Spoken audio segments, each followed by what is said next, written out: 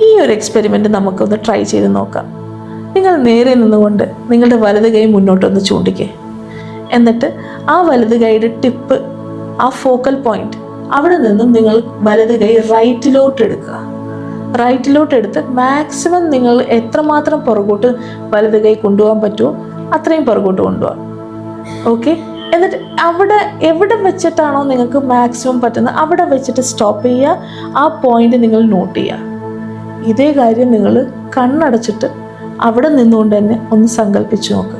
സങ്കല്പിക്കുമ്പോഴത്തേക്ക് നിങ്ങൾ എന്താ ചെയ്യേണ്ടത്? മാനിഫെസ്റ്റ് ചെയ്യുക അത് കുറച്ചും കൂടെ പുറകോട്ട് പോകുന്നതായിട്ട്. നിങ്ങളുടെ വലത് കൈ ശ്രമിച്ചതിനെക്കാട്ടി കുറച്ചും കൂടെ പുറകിലോട്ട് നിങ്ങൾക്ക് എടുക്കാൻ പറ്റുന്നതായിട്ട് സങ്കല്പിച്ചല്ലോ. ഇത് കഴിഞ്ഞിട്ട് നിങ്ങൾ ഇതേ കാര്യം ഒന്നും കൂടി നിങ്ങളൊന്ന് ട്രൈ ചെയ്ത് നോക്ക്. നിങ്ങളുടെ കൈ തീർച്ചയായും ആ നേരത്തെ എടുത്ത പോയിന്റിനെക്കാട്ടി കുറച്ചും കൂടെ ബാക്കിലേക്ക് പോയിരിക്കും.